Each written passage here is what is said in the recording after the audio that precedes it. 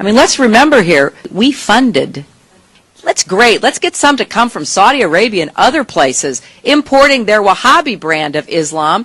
The deal with Saudi Arabia, and I couldn't get an answer on specifically how we were monitoring their support, their continued support of the exportation of Wahhabism, Salafism, and the terror that goes along with that fundamentalist view of Islam around the globe. Do you know of any metrics that the department is following to support their claim that they are working on that? How are we gauging that? How are we going to determine whether they're following along with that portion of the agreement?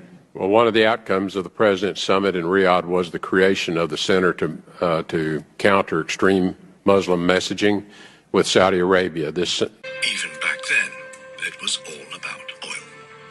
The Balfour Declaration gave British support for the establishment of a Jewish homeland in Palestine, which was part of the Ottoman Empire.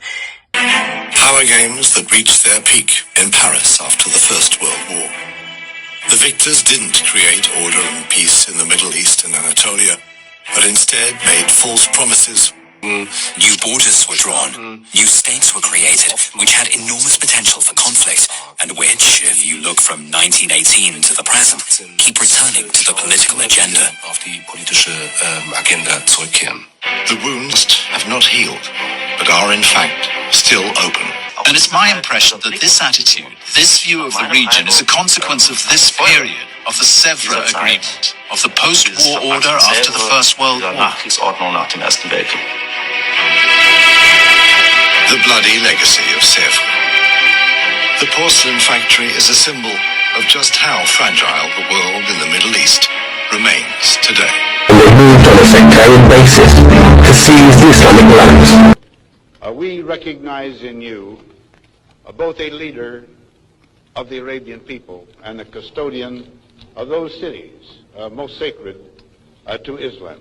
Today flies side by side with the flag of the United States. The state Wahhabi ideology is taught to Saudi children from an early age. Books made in Saudi Arabia, but exported to the world. In 1915, Ibn Saud signed the Treaty of Darin. This treaty made the Wahhabi Najd a British protectorate, which would allow the Wahhabis to then retake Hijaz and the Arabian Peninsula. It's like one just came out today, which talk about a long history of Saudi involvement in the alleged sponsoring of radical Islamism. The UK-based Henry Jackson Society released a report in 2017 stating that Saudi Arabia, since the 1960s, has sponsored a multi-million-dollar effort to export Wahhabi Islam